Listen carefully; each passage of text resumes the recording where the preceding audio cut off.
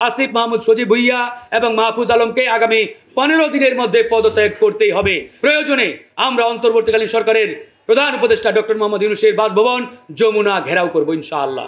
ইতিমধ্যে আপনারা দেখতে পাচ্ছেন যে এই সরকারে বিগত সময়ে ছাত্র প্রতিনিধি হিসাবে যে 3 জন ছাত্র নেতা উপদেষ্টা হিসাবে শপথ নিয়েছিলেন, বিশেষ করে নাহিদ ইসলাম, আসিফ মাহমুদ এবং মাহফুজ আলম, তাদের 3 জনের মধ্যে একজন পদত্যাগ করে সরকারের উপদেষ্টা চেয়ার ত্যাগ করে সে একটি রাজনৈতিক দলের দায়িত্ব নিয়েছেন, প্রধান হয়েছেন।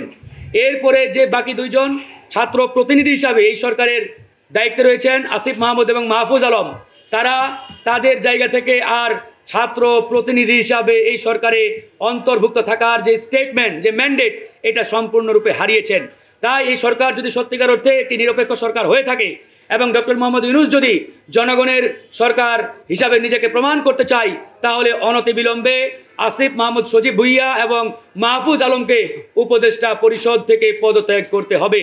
তারা যদি পদত্যাগ না করে থাকে তাহলে এটা পরিষ্কার হয়ে যাবে এই সরকার কোনোভাবেই নিরপেক্ষ সরকার নয়।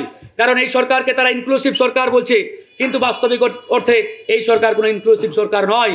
কারণ এই সরকারে বিপ্লবের পক্ষের শুধুমাত্র একটা লেয়ার থেকে প্রতিনিধিত্ব রয়েছে, অর্থাৎ অন্তর্বর্তীকালীন সরকারে বৈষম্য বিরোধী ছাত্র আন্দোলন এবং জাতীয় নাগরিক কমিটির ব্যানার থেকে 3 জন প্রতিনিধি ছিল। গণ অধিকার পরিষদ, বাংলাদেশ জাতীয়তাবাদী দল, বাংলাদেশ জামাত ইসলামী সহ বিপ্লবের অসংখ্য পক্ষের শক্তির যে প্রতিনিধিত্ব এই সরকারে একজনও নেই।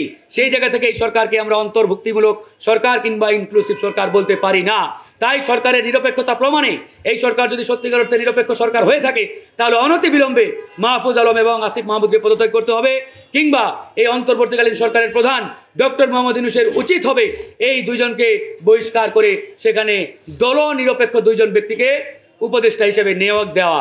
তিনি বহির্বিশ্বে যে সম্মানিত, একই সাথে বাংলাদেশেও সম্মানিত। তিনি বাংলাদেশের জন্য একটা অ্যাসেট, মহামূল্যবান সম্পদ। আমরা এই মহামূল্যবান সম্পদকে রক্ষা করতে চাই, এই সম্পদকে আমরা বিতর্কিত করতে চাই না।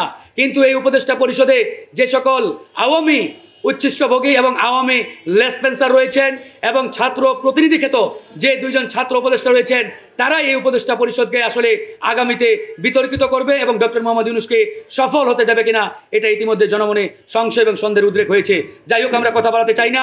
গণ অধিকার পরিষদের পরিষ্কার বার্তা, পরিষ্কার দাবি, আসিফ মাহমুদ সজীব ভুইয়া এবং মাহফুজ আলমকে আগামী 15 দিনের মধ্যে পদত্যাগ করতেই হবে। তারা যদি 15 দিনের মধ্যে পদত্যাগ না করে তাহলে আগামী 15 দিন পরে বিপ্লবের পক্ষের শক্তি এবং রাজনৈতিক দলগুলোকে নিয়ে আমরা কঠোর আন্দোলনের দিকে যেতে বাধ্য হব।